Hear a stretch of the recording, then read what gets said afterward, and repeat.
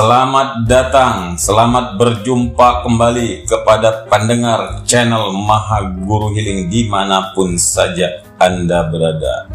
Bertepatan dengan 6 Ramadan 1444 Hijriah, kita berjumpa lagi di channel Maha Guru Healing, channel yang memberikan edukasi serta pemahaman terkait Law of Attraction, mulai dari basic berikut dengan contoh-contoh untuk memprogram pikiran bawah sadar. Oke, pemirsa dimanapun saja Anda berada, pada episode kali ini saya kedatangan tamu yang ingin bertanya, mengungkapkan unek-uneknya. Ini bukan settingan, mendadak tadi setelah sholat taraweh ingin bertukar pikiran dan bertukar pengalaman dari saya. Mari sama-sama kita dengarkan, nanti kita sama-sama sharingkan apa yang ingin ditanyakan kepada narasumber Maha Guru Healing. Pemirsa dimanapun saja Anda berada, yuk kita sama-sama dengarkan pertanyaan dari tamu saya. Ya, mungkin sebelumnya saya ceritain dulu kali ya. Saya sudah kenal dengan Pak MGH ini sudah cukup lama. Beliau mengajarkan ilmu Law of Attraction ke saya, ilmu telepati, ilmu pikiran bawah sadar, ilmu pikiran alfa, dan sebagainya macamnya lah. Kebetulan ilmu yang ditularkan kepada saya itu fungsinya buat saya pribadi adalah ke pekerjaan saya dan juga ke jodoh lah.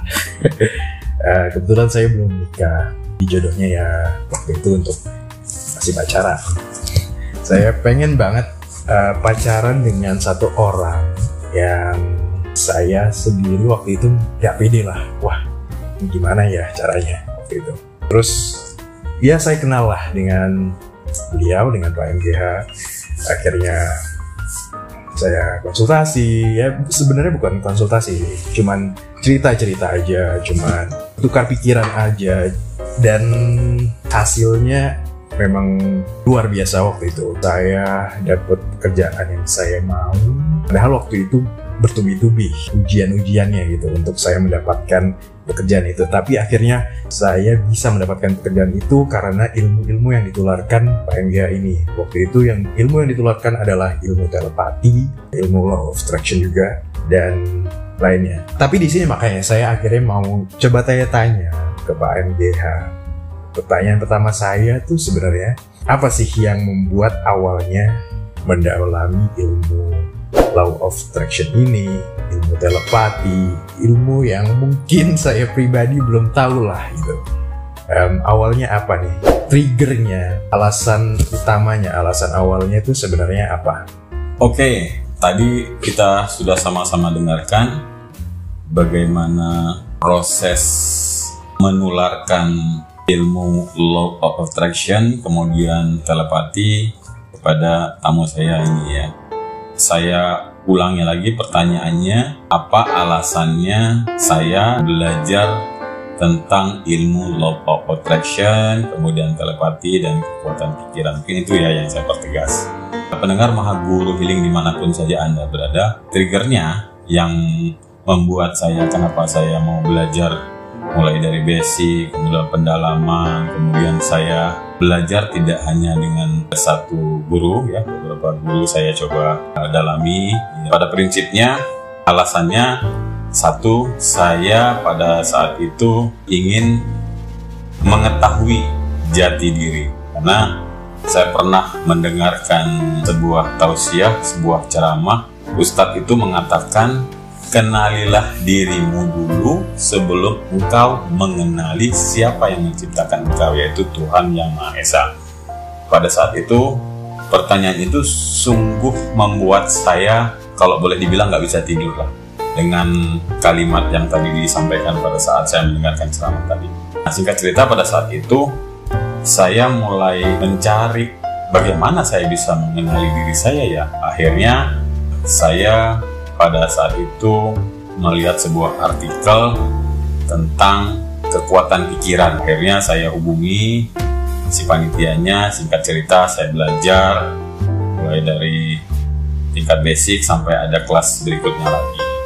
Dari pembelajaran itu maksud saya mulai mengenali bahwa manusia itu betul yang dikatakan oleh para ulama, oleh para ahli-ahli di bidang keagamaan, bahwa mengatakan bahwa manusia itu sesempurnanya makhluk yang diciptakan oleh Tuhan Yang Maha Esa. Karena kenapa? Karena diberikan kelebihan memiliki akal pikiran. Ya, seperti itu. Nah, saya sambungkan antara apa yang disampaikan oleh para alim ulama, para yang mengerti agama terkait dengan yang tadi yang saya sampaikan dengan artikel tadi. Mulai saya tertarik, akhirnya saya mencoba untuk benar-benar mempelajari bahwa ternyata manusia sebetulnya diberikan kelebihan oleh Tuhan Yang Maha Esa dengan memiliki pikiran. Nah, pertanyaannya hari ini, pada saat itu saya pikir pikiran itu hanya ya seperti ya hari-hari biasa, seperti yang dilakukan dengan aktivitas biasa. Ternyata seperti video-video saya sebelumnya, ternyata setelah saya mulai belajar, pikiran itu dibagi menjadi dua, pikiran sadar dan pikiran bawah sadar, ya kan seperti itu. Nah, pikiran sadar yang biasa kita pakai dalam hari-hari, ternyata fungsinya hanya 12% yang mempengaruhi hidup manusia. Nah, yang dominan, yang 88% inilah yang pikiran bawah sadar itu. Dari situ saya mulai, oh seperti itu. Nah, kemudian pikiran bawah sadar ini yang merespon semua terkait aktivitas sehari-hari, dari melihat dan mendengar, itu yang mempengaruhi hidup. Nah, bahwa data, bahwa sugesti, bahwa request yang masuk ke pikiran bawah sadar inilah yang merefleksikan terjadinya apa yang dialami oleh diri kita. Maksudnya, saya pertegas lagi di sini bahwa ketika informasi dari melihat dan mendengar tadi masuk sebagai data, sebagai sugesti, sebagai request yang masuk ke pikiran, di masa lalu terjadinya sekarang. Nah, di masa sekarang yang kita terima melalui penglihatan, melalui pendengaran, request sugesti yang data tadi masuk terjadi di masa yang akan datang. Nah, setelah saya coba ilmuwan ini yang dari basic tadi saya mulai rubah, saya mulai modifikasi, ternyata betul banyak perubahan yang terjadi. Dari situlah saya mulai menularkan keilmuan ini kepada si Mas ini tadi, ya. Mulai dari pada saat itu sebetulnya sih lebih ke arah kecintaan, menginginkan berpacaran dengan wanita yang cantik lah kalau saya lihat dari fotonya, kan seperti itu. Nah, saya coba ajarkan, ya sudah, kalau kamu memang mau sama dia, coba aja kamu telepati. Akhirnya saya cerita bagaimana cara untuk memprogram pikiran melalui telepati. Kemudian terkait dengan pekerjaan yang tadi sampaikan juga sama seperti itu. Berawal dari seleksi yang diikuti, ternyata dengan kuatan pikiran bawah sadar tadi menjadikan sesuatu menjadi mudah. Karena saya sampaikan, data yang kamu masukkan harus data yang mudah-mudah saja, yang enak-enak saja, yang indah-indah saja. Demikian yang bisa saya sampaikan untuk pertanyaan pertama. Mungkin ada pertanyaan berikutnya, silahkan. Berarti sebenarnya dari awal triggernya itu adalah kegelisahan diri juga ya. Sama berarti seperti saya. Ya, walaupun kegelisahan saya awalnya tentang pekerjaan dan jodoh gitu. Tapi akhirnya saya punya pertanyaan lagi. Waktu saya melakukan itu, saya akhirnya bertanya-tanya tuh, seberapa cepat sih keinginan kita itu bisa terjadi? Terus gimana cara sabarnya kita dengan apa yang sudah kita telepati, dengan apa yang sudah kita pikirkan, dengan apa yang sudah kita afirmasikan? Itu gimana tuh cara sabarnya kita, tunggu hasilnya? Terus gimana caranya biar kita tidak bertanya-tanya, ini kapan ya kejadiannya, ini kapan ya dapetnya gitu. Apapun itu, entah itu uang, entah itu pekerjaan, ya apapun yang kita inginkan lah. Oke. Pertanyaan kedua, pertanyaan ini sebetulnya sudah pernah saya bahas di video sebelumnya, tapi agar pemirsa Guru Healing juga mungkin memiliki pertanyaan yang sama, maka pertanyaan ini coba saya ulas sedikit ya. Terkait seberapa cepat apa yang kita request, apa yang kita inginkan, apa yang kita harapkan bisa cepat terjadi, sebetulnya tergantung kepada individunya itu sendiri. Selama proses untuk memasukkan data, untuk memasukkan request tadi tepat, sehingga pikiran bawah sadar masuk ke pikiran bawah sadar, kemudian pikiran bawah sadar lakukan koneksi terhadap semesta, maka kecepatannya ya sangat cepat menurut saya. Akan tetapi di hukum tarik-menarik atau law of attraction ini, saya sarankan untuk tidak menunggu ya hasilnya ya. Karena ketika kita menunggu, ketika kita sudah request, kemudian kita tunggu, maka justru menurut saya akan menjadi dalam tanda petik semakin lama ya. Sebetulnya nggak lama juga, tapi karena kita tunggu, maka ya namanya kita nunggu, kadang-kadang kan manusia nunggu pekerjaan yang membosankan kan, begitu, seperti itu. Maka saran saya, seperti di video sebelumnya, saran saya ketika kita sudah memasukkan data, ketika kita sudah merequest apa yang kita inginkan, maka setelah itu yang harus kita lakukan adalah lepaskan dan lupakan, agar apa yang kita harapkan tadi semesta meresponnya dengan cepat. Tapi kalau kita tunggu, justru kita tunggu, maka keajaiban itu justru semakin lama. Jadi karena harapan, keinginan tadi ingin segera terwujud, setelah datanya masuk, requestnya masuk ke pikiran bawah sadar, maka setelah itu lepaskan dan lupakan. Ketika kita sudah lepaskan dan lupakan, maka keajaiban itu yang tadi kita inginkan itu cepat terjadi.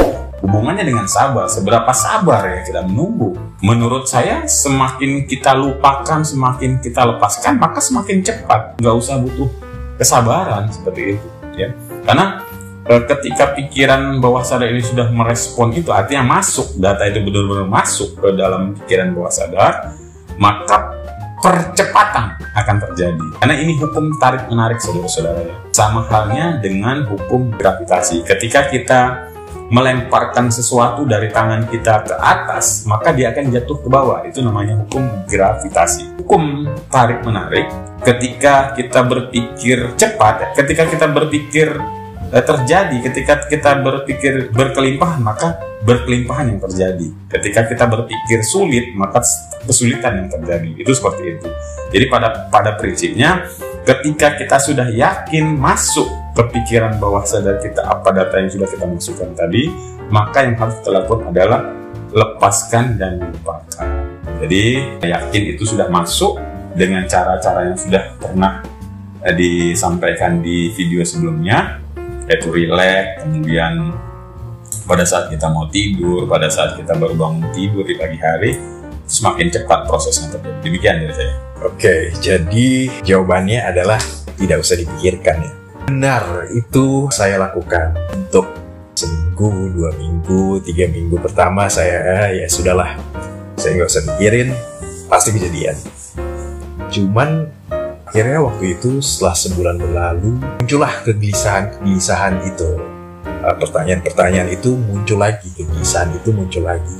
Pertanyaan saya lagi, jadi gimana caranya menghilangkan kegelisahan itu? Jadi kita tadi nggak usah nunggu, nggak usah dipikirin. Cara menghilangkan kegelisahannya itu bagaimana jadinya? Oke, kalau saya sampaikan secara manusiawi, maka wajar. Wajar dalam artian bahwa yang pertama, saya pun di awal juga mengalami hal yang sama ketika saya awal belajar terkait dengan hukum tarik-menarik ini. Kemudian saya belajar tentang kekuatan pikiran. Manusiawi kalau kita bilang gelisah, ya kan? Karena mungkin yang tadi, mungkin targetnya 2 minggu atau targetnya sebulan, tapi kok belum terjadi apa yang kita request, apa yang kita inginkan tadi. Jadi saya sampaikan kepada penanya maupun kepada pemirsa Mahaguru Healing untuk menghilangkan gelisah atau ketidaksabaran terhadap data, terhadap request, terhadap keinginan yang tadi sudah dibuat untuk dimasukkan ke pikiran bawah sadar agar hukum tarik-menarik yang terjadi itu harus saya sampaikan secara ilmiahnya, ya wajar gelisah, ya kan? Karena kenapa? Pada saat kita memasukkan data, pada saat kita merequest sesuatu yang kita harapkan direspon oleh pikiran bawah sadar, itu kita melakukan itu paling dalam 24 jam, kita melakukan paling lama katakanlah setengah jam lah, katakanlah paling lama setengah jam. Sementara kehidupan kita ada 24 jam dalam satu hari, ya kan? Jadi setengah jam kita pakai untuk memaksimalkan pikiran, sisanya adalah kita berinteraksi dengan alam, dengan lingkungan. Pada saat kita berinteraksi mungkin tidak semuanya hal yang positif yang kita terima, sehingga bisa membuat pikiran tadi terkontaminasi. Jadi saya bilang tadi wajar kalau terjadi yang namanya kegelisahan. Nah, untuk mengurangi rasa kegelisahan tadi, karena setengah jam kita pakai untuk memasukkan data ke dalam pikiran kita, sementara sisanya kita terkontaminasi oleh lingkungan, oleh mungkin apa yang kita lihat, apa yang kita dengar, sehingga membuat data yang sudah masuk tadi, yang sedang bekerja tadi, terganggu, ya seperti itu. Jadi untuk mengurangi rasa kegelisahan tadi, di luar setengah jam data yang kita masukkan tadi, pada saat kita beraktivitas atau pada saat kita lakukan hubungan interaksi dengan lingkungan, maka yang harus kita kuatkan adalah bahwa kita orang yang luar biasa, kita adalah orang yang seperti data yang tadi kita masukkan. Bahwa mungkin salah satu contoh misalnya kalau kita bicara keberlimpahan, ya sudah, aku berkelimpahan seperti itu, sehingga bisa mengikis data negatif yang masuk tadi seperti itu. Jadi pada prinsipnya adalah menurut saya wajar. Ya, jangankan orang yang mungkin baru belajar terkait hukum ini, yang saya yakin yang sudah lama pun manusiawi, ada rasa keraguan, ada rasa tidak sabar dan sebagainya, ya. Jadi caranya menghilangkan rasa gelisah tadi, lakukan pemrograman bahwa kita adalah orang yang hebat, kita adalah orang yang hidupnya enak-enak saja, yang indah-indah saja, yang mudah-mudah saja, seperti itu. Itu mungkin jawaban dari saya. Oke, berarti memang kegelisahan itu ternyata manusiawi ya. Tentu saja bisa kita rasakan, tentu saja mungkin datang dan pergi, tapi mungkin lebih ke tergantung keyakinan kita harus lebih kuat ya terhadap ilmu ini, terhadap telepati ini, dan lain-lainnya. Tapi omong-ngomong soal keyakinan yang kuat gitu, tentu saja ilmu ini nggak berhenti di saya gitu. Ya, saya mencoba menularkan ilmu ini ke orang yang ada di sekitar saya. Pacar saya itulah. Waktu itu saya coba tularkan ke dia ilmunya, begini. Kita tuh nggak perlu takut dan kita bisa men-setting apa yang kita mau lakukan untuk di masa depan, terkait pekerjaan, uang, dan lain-lainnya. Tapi akhirnya dia nggak percaya gitu, nggak yakin, bahkan tidak percaya. Makanya pertanyaan saya, gimana caranya membuat orang lain juga ikut percaya dengan ini? Padahal saya juga sudah membuktikan gitu. Ya, saya sudah kasih buktinya ke orang tersebut, tapi orang tersebut tetap gak percaya gitu sama saya dan juga ilmu ini. Terkait keyakinan dan kepercayaan yang kita inginkan terhadap orang lain untuk mempercayai sebuah keilmuan, memang tidak semudah membalikkan telapak tangan. Tetapi sebetulnya ketika Mas ini atau pendengar Mahaguru Healing sudah betul-betul mempelajari lebih dalam lagi terkait kekuatan pikiran, khususnya di telepati, untuk bisa mempengaruhi pikiran orang lain seperti tadi yang diceritakan adalah pacarnya, ya. Menurut saya, ya sudah, ketika kita sudah sampaikan, kita coba melakukan juga hal yang namanya telepati. Contohnya misalnya, katakanlah si perempuan, si pacarnya ini si A misalnya, ya kan, untuk supaya hidup kita indah-indah saja, mudah-mudah saja, ini yang kita lakukan agar dari sekarang ke depan kita menjadi lebih baik, dalam artian mungkin hubungan personalisasinya seperti itu. Nah, tapi yang si Mas ini tadi harusnya juga melakukan yang namanya telepati. Telepati artinya bahwa seperti yang dia sudah lakukan di telepati sebelumnya, sama, telepatilah si A ini tadi untuk supaya bisa pikirannya dipengaruhi oleh si Mas ini tadi, gitu, seperti itu. Nah, persoalan kembali lagi setelah ditelepati, cepat atau lambatnya, tadi kembali yang tadi di yang sebelumnya tadi, bahwa ketika kita sudah mentelepati si A, maka yang harus kita lakukan adalah lepaskan dan lupakan. Jadi ketika kita mentelepati seseorang, maka kan sebenarnya kita sedang mempengaruhi pikiran orang lain agar melakukan seperti apa yang kita lakukan. Itulah yang disebut dengan telepati. Pada saat kita sudah program, kita lepaskan dan lupakan. Nanti lihat perubahan yang terjadi. Memang kebanyakan orang hanya tahu telepati, kan seperti itu. Tapi kadang-kadang nggak sabar. Kok lama banget? Oh, saya udah berusaha, saya sudah coba telepati, kok nggak ada hasilnya, seperti itu. Nah, kata-kata kok nggak ada hasilnya, kok dia nggak berubah, berarti kan data kita masukkan lagi ke dalam pikiran bawah sadar kita, sehingga data itu yang berjalan kembali, yang tadi saya bilang tadi, setengah jam data bagus kita masukkan, sisanya terkontaminasi oleh lingkungan atau pergaulan kita. Data itu tidak kita sadari bahwa sudah kita misalnya telepati, tapi kita bilang kok nggak ada perubahan, kok WA saya masih diblokir, seperti itu misalnya contohnya, ya kan.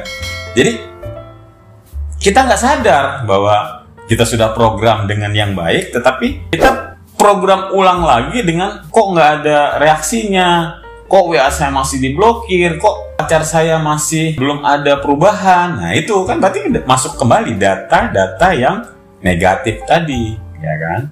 Padahal jika pemahaman terkait kekuatan pikiran ini kita program dengan hal-hal yang positif, maka pada saat sudah kita program dan setelah kita program, maksudnya berjalan setelah kita masukkan program, ya tetap kita harus berpikiran positif. Karena sekali lagi, setelah kita program, lepaskan dan lupakan. Nah, pada saat kita sudah benar-benar ikhlas lepaskan dan lupakan, maka itulah yang disebut dengan keajaiban. Jadi ya, memang mungkin masih banyak kurangnya saya soal keyakinan itu, atau kegelisahan itu, atau cara meyakinkan orang lain lah gitu. Bahkan meyakinkan diri sendiri sebenarnya. Makanya akhirnya saya terus ketemu dengan Pak MGH, saya belum bisa jalan sendiri untuk melakukan program-program saya. Saya masih terus ketemu, masih terus konsultasi, masih terus bertanya-tanya. Ngomong-ngomong soal konsultasi lagi, ngomong-ngomong soal pertanyaan-pertanyaan lagi, saya dengar-dengar Maha Guru Healing nih buka juga ya. Nanti katanya mau buka acara 17 Ramadan, mau bikin acara tanya jawab dengan orang-orang yang mau join. Saya pasti join juga. Itu gimana Pak caranya untuk joinnya? Sebetulnya sih tepatnya bukan acara ya. Jadi kita sharing, tukar pengalaman, tukar dapat lah sebetulnya. Jadi acara ini kita buat sesantai mungkin ya. Jadi obrolan lah. Tapi memang medianya kita coba buka ada di Telegram. Rencananya insya Allah 17 Ramadan. Kenapa 17 Ramadan? Karena 17 Ramadan kan seperti yang kita ketahui dari para ahli-ahli agama, 17 Ramadan itu kan malam Nuzulul Quran, ya kan, seperti itu. Harapan kita pada saat itu juga terjadi yang namanya pencerahan. Sekali lagi, saya dengan segala hormat saya sampaikan kepada Maha Guru Healing, tidak ada maksud menggurui, sekadar kita berbagi pengalaman ya. Nanti mungkin malah mau memberikan masukan atau memberikan keilmuan juga terkait ini, ya saya dengan segala hormat sangat senang sekali. Tinggal nanti klik di link Telegram ya yang sudah ada di channel YouTube ini, tinggal diklik nanti masuk ke Telegramnya Maha Guru Healing. Insyaallah nanti bisa sama-sama berbagi pengalaman sharing. Sekali lagi, tidak ada maksud menggurui. Kita ingin sama-sama memberikan masukan yang bermanfaat untuk kita semua, saya dan pendengar Maha Guru Healing dimanapun saja berada, agar apa yang kita inginkan, apa yang kita cita-citakan, apa yang kita impikan terjadi dengan mudah, cepat, dan dengan cara-cara yang menyenangkan. Sama-sama kita bagi pengalaman, sama-sama kita berbagi keilmuan, yang harapannya adalah bermanfaat buat diri pribadi, juga buat keluarga, lingkungan, dan orang banyak. Seperti itu, intinya seperti itu. Mungkin saya cukupkan sampai di sini ya untuk episode kali ini. Simpulannya adalah bahwa manusia dilahirkan ke dunia ini sesempurnanya makhluk yang diciptakan oleh Allah di muka bumi. Itu yang pertama. Yang kedua, salah satu firman Allah, nikmat mana lagi yang kamu dustakan. Nah ini yang saya pikir bahwa ketika kita menyadari bahwa kita memiliki satu kelebihan yang diberikan oleh Tuhan Yang Maha Esa berupa pikiran, maka sangat disayangkan ketika potensi pikiran kita yang 88% ini tidak kita maksimalkan, kita bawa mati ya. Belum sempat dimaksimalkan dibawa mati, sayang sekali. Mumpung masih Tuhan berikan umur, yuk kita sama-sama kita maksimalkan, kita sama-sama pergunakan dengan sebaik-baiknya sehingga bermanfaat buat diri sendiri, buat keluarga, buat lingkungan, buat orang banyak. Itu aja yang kita harapkan dari pikiran yang diberikan oleh Tuhan kepada kita. Maka saya melalui video Maha Guru Healing ini mendoakan kepada semua pendengar Maha Guru Healing agar kekuatan pikiran kita sama-sama maksimalkan sehingga menghasilkan sesuatu yang luar biasa buat diri maupun keluarga dan lingkungan, bahkan untuk Indonesia yang kita cintai ini. Ya, mungkin demikian dari saya cukupkan sampai di sini. Sampai berjumpa kembali di video-video Maha Guru Healing selanjutnya. Sukses buat kita semua.